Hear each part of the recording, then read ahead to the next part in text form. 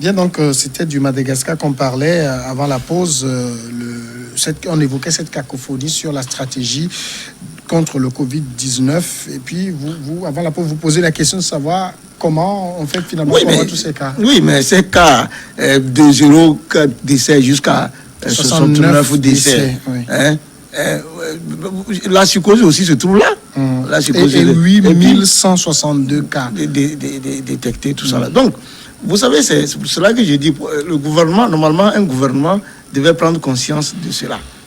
Et qu'un ministre sorte de façon solitaire et lance l'appel. Oui, le ministre ne fait que corroborer, ne peut que participer à l'alerte de ce qui se fait. Or, le gouvernement n'est pas en phase avec ça. Maintenant, donc ça, il faut se dire, parce que je dis, oui, avoir des cas, oui, on peut avoir des cas, on peut aussi guérir. Oui. Oui, on peut des cas, parce que quand vous prenez l'Occident, où c'est vrai, il y a eu beaucoup de monde, il y a eu des cas, mais les gens, après tout, il y a eu... Donc, est-ce que c'est qu'on dise que, bon, il y a des cas, et parce qu'il ne faut pas aussi oublier que quand on a commencé par donner les produits, l'OMS avait déjà commencé par tempêter. Alors qu'il fallait au moins laisser les gens expérimenter pour voir. C'est-à-dire de façon prudente. Mais quand l'OMS avait commencé par donner l'alerte, il y a des concitoyens et malgaches qui n'ont pas pris les produits. Ouais, non. À partir de cet instant, il faut qu'on nous dise véritablement, est-ce que les cas dont on dit qu'on est en train de donner les choses, est-ce que c'est ceux qui ont pris le produit ou bien c'est ceux qui n'ont pas pris le produit? Oui, mais même le produit est réputé être aussi curatif. Oui, mais même si les cas se multiplient, le produit devait pouvoir guérir rapidement. Oui, mais c'est comme chez nous 5, ici. 6, 7 jours. C'est comme chez nous ici.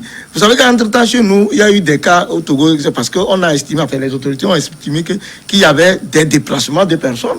Donc, à Madagascar, quand on dit qu'il y a eu des cas, je dis, et mon ami vient de le dire, lorsqu'on veut accuser, lorsqu'on veut vous trouver des noises, il y a toujours tous les moyens. Donc moi j'estime que oui, mais j'estime qu'à Madagascar, la lutte qui est là, c'est vrai, il y a la lutte pour la survie, mais il y a aussi d'autres implications. Parce que, je vous dis, le Covid organique là n'a pas été apprécié par l'OMS. Je ne dis pas que c'est l'OMS qui est responsable, mais je me pose des questions. Vous voyez, non. Donc, jusqu'à ce que madame la ministre puisse prendre une telle décision, il faut aussi se poser la question. Elle savait pertinemment que quand elle prendrait une telle décision, ça ne va pas donner les résultats. Même l'OMS ne peut pas répondre à sa requête sans que le gouvernement n'entérine. Donc, à partir de cet instant, à quel jeu nous jouons? Parce que si vous êtes responsable, vous êtes ministre, vous êtes responsable, et que vous avez le souci de sauver votre population, comme M. Lemoule venait de le dire, il y a des démarches. Vous faites tout pour convaincre votre gouvernement de la nécessité d'aller vers. Pas que vous preniez. Puisque vous prenez une telle décision, qu'est-ce que vous recherchez? C'est que finalement, vous exposez les auteurs en disant, voilà, la population... Voilà la situation, voilà vos autorités qui ne veulent rien faire pour vous. Et en même temps, vous donnez l'opportunité à ces multinationales d'agir sur le gouvernement. Si vous avez le souci de votre population, vous faites tout pour convaincre le gouvernement pour agir. C'est pour cela que moi, j'ai la faiblesse de me dire, oui, il y a des problèmes, mais au-delà des problèmes, il y a des choses qui sont en train de se jouer au niveau de Madagascar. En tout cas, face à ce que le ministre de la Santé a fait, il doit y avoir des suites. Il doit avoir nécessairement des suites, il doit avoir un remaniement du gouvernement, ce ministre doit être sauté automatiquement. Nous ne disons pas que le Madagascar n'a pas besoin de l'aide que le ministre a exprimée dans sa lettre, mais il faut que ça soit une demande du gouvernement et non une demande du ministre. Même si c'est le ministre qui doit l'exprimer, il faut que ça soit avec l'accord de l'ensemble. Il faut que ça soit une recommandation du gouvernement, parce que l'OMS et les partenaires à qui s'adresse le ministre, ces partenaires n'interviennent pas pour accompagner l'individu, la personne du ministre, mais c'est le pays que ces organisations ou ces partenaires accompagnent. Nous l'avions déjà dit sur ce même plateau que les autorités malgaches devraient être extrêmement vigilantes, parce que les multinationales ou les pays occidentaux qui trouvent que l'Afrique ne peut pas trouver solution efficace contre une telle pandémie, ils sont au niveau stratégique. Ils ont tous les moyens pour casser la dynamique des recherches africaines. Ils ne sont pas loin d'introduire une mauvaise décoction, estampillée Covid organisme, alors que ce n'est pas cela. Nous savons comment ils ont cassé l'économie guinéenne lorsque la Guinée a proclamé son indépendance. Rapidement, on a multiplié, on a jeté les billets pour juste casser l'économie de la Guinée. Les Occidentaux sont prêts à tout pour sauver ou bien pour défendre leur stratégie économique. Aujourd'hui, rien n'est exclu. Ce que nous constatons, c'est que, c'est vrai, il y a beaucoup de Malgaches qui sont malades, ils ont besoin de l'aide. Peut-être que le Madagascar même n'a pas. Le pays a besoin de l'aide, mais il faut que vraiment, ça soit les autorités, l'ensemble de l'appareil de l'État qui exprime la demande d'aide internationale pour faire face. Tout le monde, tous les pays touchés par Covid-19, tous ces pays ont besoin de l'aide, ont besoin de l'accompagnement. Voilà, moi j'ai envie même de dire que, comme on le dit ici, parce que moi je ne comprends pas jusqu'à présent pourquoi, c'est vrai nous cherchons par tous les moyens à nous en sortir, mais en même temps l'OMS ne fait pas l'effort pour comprendre d'où vient le mal. Parce que le problème se trouve là aussi. Une équipe d'enquêteurs envoyée à Wuhan, en Chine, pour voir les origines du virus. Oui, mais quand on dit qu'une maladie comme ça survient, mais ça ne peut pas être un effet du hasard. Même si c'est un effet du hasard, généralement la chance. Maintenant, si les gens sont à l'origine, ça veut dire que quand vous le faites, vous avez des objectifs clairs. Et par rapport aux objectifs, j'ose croire qu'ils ont déjà, l'antidote, si vous le voulez, ou bien les sérums pour le faire. Mais il faut laisser un temps, les gens vont mourir, et après on vient en sauveur pour dire, parce qu'il y a des intérêts économiques. Maintenant, si l'Afrique doit venir jouer les troubles faits en se disant, mais non, la maladie est à Paris, mais on n'a jamais pensé qu'en Afrique, par exemple, on peut trouver des solutions. Il faut soumettre les gens. Ben oui, donc c'est pour cela qu'il faut être vigilant. Je suis parfaitement d'accord. Mais les États africains, les chefs d'État africains, et c'est pas à cause des intérêts des multinationales qu'ils vont laisser leur peuple mourir. Donc si les pays ont des solutions, en attendant que vous, votre solution magique préparée ne sorte, il faut les laisser de façon humaine. Est-ce qu'ils puissent soigner leur pays? Moi, je ne vois pas pourquoi. On dit happy virine, on dit de faire attention. Covid, on dit de faire attention. Quand un Africain veut proposer, on dit non, c'est pas possible. Mais en même temps, on ne nous propose aucune solution. Donc, il faut plutôt accompagner les gens. Les structures pour faire les recherches qu'il faut. Hein. Oui, mais il faut accompagner les gens. Est-ce que c'est dit que la solution doit obligatoirement venir de l'autre côté? Pourquoi l'Afrique ne fait-elle pas partie du monde entier? Pourquoi la solution ne viendra pas du continent africain? Pourquoi est-ce que quand les autres ont commencé par faire leur essai de l'autre côté, si vous avez écouté l'OMS leur demander, oui, la France fait attention, tout ça, pourquoi on pense que nous ne sommes pas capables parce de... Parce qu'ils suivent le protocole, c'est ça aussi. C'est un enjeu des multinationales, c'est un enjeu économique des multinationales. Mais le professeur Raoul, il n'est pas africain. Mais nous savons tout ce qu'il a subi comme attaque avec sa chloroquine. Nous savons tous ce que c'est. En réalité, je l'ai déjà dit, ces multinationales sont au niveau stratégique. Comment exploiter cette opportunité de la pandémie pour dominer économiquement le monde entier avec les solutions qu'ils ont. Moi, je sais qu'ils ont déjà des formules efficaces, mais comment les sortir pour convaincre l'ensemble du monde que voici la solution et que cette solution n'avait pas été préparée, que cette maladie n'a pas été préparée sciemment pour lancer. En tout cas, moi, je suis convaincu que cette pandémie a été savamment préparé pour répondre à une nouvelle stratégie économique des multinationales qui gravitent autour de l'OMS et pour dominer l'ensemble du monde. Alors, comme le disait quelqu'un, lorsque vous voyez des malades de Covid, il y a d'autres qui voient des Covid-dollars. La Côte d'Ivoire, notre deuxième sujet, c'est la présidentielle. À un peu plus de 100 jours de l'élection, la question brûle sur toutes les lèvres. Alassane Ouattara va-t-il finalement se résoudre à briguer un troisième mandat? Le décès de son ancien Premier ministre, Amadou Gon Coulibaly, qui était le candidat du pouvoir, a bouleversé les plans. Le RHDP réunit donc ses élus pour se trouver un candidat. Les députés et sénateurs, mais aussi les maires du parti au pouvoir, se sont réunis mercredi et aujourd'hui également. Il n'a pas fallu attendre très longtemps pour que les députés ouvrent le bal et appellent le président à se présenter pour un troisième mandat. Il fallait Germain Sossou donner de la forme à cela. Mais quand on voit les députés du parti au pouvoir, les sénateurs du parti au pouvoir, les maires du parti au pouvoir se réunir, ça sent l'opération commandée. Oui, vous savez qu'en 90, quand nous avons commencé la démocratie, et moi j'ai la faiblesse toujours de rappeler ça parce que c'était une opportunité inattendue. C'est vrai que nous sommes sortis, il y avait les États totalitaires en Afrique, mais la conférence de la Baule avait été une opportunité. Et tous ceux qui voulaient voir les régimes changer se sont immédiatement constitués en opposition. Et puis, les conservateurs endurcis, les caciques, qui n'avaient pas voulu de la démocratie, mais puisqu'elle s'était imposée aux États africains, se sont mués en démocrates. Vous voyez? Donc, ils se sont accommodés à la démocratie. Vous voyez? Et donc, en fait, les gens n'ont jamais été des démocrates. Donc, pendant tout le temps que nous avons essayé la démocratie, pendant les 30 ans, ce que les gens ont eu à faire, surtout les caciques, ceux qui étaient les tenants, ceux qui étaient pour la dictature, le parti unique, ont tout fait pour habiller la démocratie de la dictature. Voilà, c'est comme ça. Et c'est pour cela qu'on a eu des problèmes jusqu'à présent. Donc, parmi eux, même si à un moment donné, les messieurs Alassane Ouattara estiment qu'ils se sont pris comme des démocrates, tout le monde sait comment M. Alassane Ouattara est venu au pouvoir. La volonté à tout prix d'être président de la République.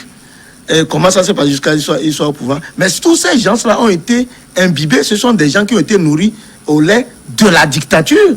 Et à un moment donné, ils sont obligés de s'accommoder en se disant « je suis démocrate », mais en fait, ils ont des... Donc, M. Alassane Ouattara, tout comme, quand on a dit, monsieur, avec tout le reste, M. Gbagbo, c'est des gens qui sont restés pendant longtemps dans l'opposition.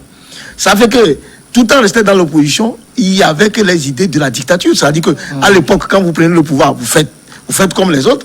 Ça fait que quand certains sont arrivés au pouvoir démocratiquement, ils ne veulent pas partir.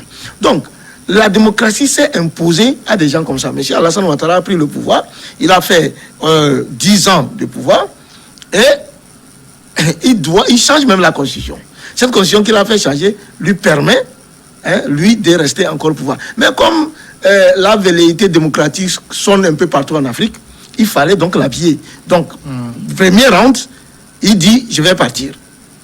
Sans doute contraint par l'âge déjà, mais également aussi par les commentaires qui se faisaient autour. Mais il pose en même temps une condition. La condition, c'est que, oui, finalement, je vais partir. Mais j'ai autour de moi ceux avec qui j'ai fait le parcours. Parmi eux, ils sont encore vivants. S'ils décident de revenir, je pourrais revenir. Ça, c'est la première condition. Et donc, cette condition, cette prémisse posée depuis, se révèle aujourd'hui. Elle arrive à la conclusion. Donc, c'est malheureusement aujourd'hui, l'un d'entre eux, notamment l'ancien premier président Bédié, décide d'être candidat. Bon, entre-temps, il avait déjà pris la disposition pour avoir son remplaçant. Bon, malheur aidant, lui, il meurt. Donc, la deuxième prémisse est là. Ouais. La deuxième prémisse est là. Donc, celui qu'il avait choisi est décédé. Et la toute première qui était préparée depuis, parce que la fraude en Afrique aussi, c'est ça. Une fois, j'ai expliqué sur votre antenne ici en disant que la fraude électorale, ce n'est pas à l'approche des élections seulement. Elle se prépare des années avant. Donc, le fait même que le président Ouattara ait changé la constitution était une brèche qu'il avait déjà ouverte depuis. Il devait rester les autres choses qu'il fallait mettre. Donc, il était metteur et acteur de ce qui va se passer. Sachant très bien que celui qu'il avait choisi était maladif, il a choisi, il savait très bien. Bon, maintenant, finalement, lui, il meurt. Là, alors, il faut un candidat. Maintenant, il fait jouer les anciennes méthodes de l'ancienne dictature. Quelles sont ces anciennes méthodes? C'est que, vous savez, pendant longtemps, nous qui avions été pédis, qui avons suivi un peu la dictature, lorsqu'on veut que quelqu'un reste au pouvoir, qu'est-ce qu'on fait? On n'a pas le courage de dire soi-même. On passe par d'autres personnes, on les regroupe, on dit, bon, voilà, il nous a fait les routes, il nous a fait ceci, donc on fait les marches. Et on dit, sans lui, c'est personne. C'est ce qui est en train de se passer. Dans la démocratie du 21e siècle, vous avez donc les députés, les maires qui ont été élus, qui sont bibés de la démocratie, qui ont au moins 30 ans de vie démocratique, qui disent que sans Ouattara, il n'y aura personne. Vous voyez que c'est une désolation. Donc, moi, Ouattara sera candidat. Je dis que Ouattara est acteur et metteur en scène de ce qui va se passer. Il a tout planifié. Aujourd'hui, je ne me fais plus des illusions. Ouattara sera candidat. Mais est-ce que c'est dommage de trouver des gens qui devaient normalement aider à l'implantation de la démocratie, qui habillent la démocratie des méthodes dictatoriales. Ouattara sera candidat, comme le dit Germain. Soussou, ça ne fait plus l'ombre d'aucun doute. Sauf que pour être candidat, il faut qu'il y ait un semblant de forme démocratique. C'est la base militante qui le demande. C'est les cadres du parti qui le demandent. je vois Ouattara se présenter dans quelques jours, dire « Je vous ai entendu, je me présente ». Oui, il peut le dire comme vous l'avez exprimé. Pour le moment, l'enjeu, c'est au sein du RHDP que les militants décident que Ouattara soit candidat. Il le sera. Il revient à la Cour constitutionnelle de se prononcer sur la validité ou non de sa candidature. Il y a aussi cet élément que la majorité des membres de la Cour constitutionnelle sont nommés par le président de la République. Est-ce qu'ils pourront se détacher de l'allégeance qu'ils doivent au chef de l'État, l'allégeance qu'ils doivent au président Ouattara pour prononcer le droit et invalider la candidature de Alassane Dramane Ouattara, dans la mesure où cette nouvelle constitution contient cet article 183 qui dit la législation avant 2016 est applicable après l'adoption de la nouvelle constitution. Autrement dit, la limitation de mandat à 2 concerne la nouvelle législature, la nouvelle constitution, donc doit frapper logiquement Alassane Dramane Ouattara. Est-ce que ces membres de la Cour constitutionnelle pourront se détacher pour prononcer réellement le droit? Mais lui-même, Alassane Ouattara, lui-même supposait que la nouvelle constitution, mais seulement il n'a pas expliqué que cet article 183 le concernait. Il ne pouvait pas le dire parce que vraiment ce serait une entorse grave. Seulement, bon, quand les juristes vont analyser tous les paramètres de l'application de cet article 183, on verra exactement quelle école va l'emporter. Parce que plusieurs tendances, plusieurs écoles se feront valoir par rapport à cet article. Mais au-delà de cet enjeu, au sein du RHDP, au-delà de la possibilité laissée à la nouvelle constitution que Alassane Dramane Ouattara se présente, il y a lieu que lui-même, qu'il dise qu'il est un homme incapable de tenir parole. Il a pris l'engagement de laisser le pouvoir aux nouvelles générations. La nouvelle génération, ce n'est pas le défunt Premier ministre, c'est tout un ensemble, c'est une génération, comme il a dit. Ce n'est pas une seule personne qui compose la génération. Par conséquent, ce n'est pas seulement le feu Gon Coulibaly seul qui est capable d'être président. Il y a d'autres personnes, d'autres présidentiables au sein du RHDP. Ils ont pris soin d'écarter l'ancien président de l'Assemblée nationale, Guillaume Soro. Ils l'ont écarté, d'accord. Mais il reste encore des présidentiables au sein du RHDP. Il doit respecter donc sa parole s'il veut vraiment s'il veut être considéré comme un homme digne qui a fait 2 mandats et on sait comment il a été déposé à la tête de la Côte d'Ivoire. C'est l'autre enjeu, l'autre paramètre qu'il faut analyser avec attention parce que là, aujourd'hui, le choix du prochain candidat doit garantir les arrières de Ouattara, des 2 mandats de Ouattara, surtout comment il est venu au pouvoir. C'est dans cette stratégie que Gon Coulibaly avait été désigné parce que c'est vraiment un loyaliste à Ouattara. Donc, il devrait effacer progressivement tout ce que Ouattara avait commis comme gaffe en arrivant au pouvoir et même pendant l'exercice de son pouvoir. Alors, si c'est la France qui l'a soutenu pour qu'il soit au pouvoir, il faut que le successeur de Ouattara garantisse les intérêts de la France. Or, au sein du RHDP aujourd'hui, à part Gon Coulibaly qui devrait être une garantie comme Ouattara, quand on prend Ahmed Bakayoko, quand on prend d'autres ténors au sein du RHDP, ce n'est pas évident qu'ils ne soient pas des réformistes. Par conséquent, il doit faire extrêmement attention. C'est vrai, on parle de la stabilité face aux menaces djihadistes, mais qui soutient le régime de Ouattara et qui est derrière les djihadistes? C'est la même personne qui tient qui soutient ce qui est légal et même l'épouvantail qui fait peur au légal. Autrement dit, les puissances occidentales, notamment pour les pays francophones, la France est celui-là qui décide de celui qui sera au pouvoir en Côte d'Ivoire après Alassane Dramane Ouattara. Alors, en même temps, que ce soit l'opposition ou le pouvoir en place, tous jurent par la France. Quand on accuse... est-ce qu'il est possible aujourd'hui d'accuser Ouattara de ne pas tenir à sa parole? Vous avez rappelé, il avait donné 2 paroles en fait. Oui, non, vous savez, aujourd'hui c'est clair, parce que nous refusons de réfléchir. M. Ouattara n'a jamais été un homme, vous m'excusez, c'est un homme d'État. Je ne vais pas lui manquer de respect en disant... Il vaut mieux pas. Oui, mais c'est-à-dire que... Oui, mais non, mais c'est un citoyen. Parce qu'ils doivent nous aider à davantage... Ils doivent nous aider à préparer cette génération. Vous savez, un homme d'État, lorsque vous êtes sincère avec vous-même, lorsque vous donnez la parole, vous dites... Vous voyez, c'est qu'il roule les gens dans la farine, comme on le dit.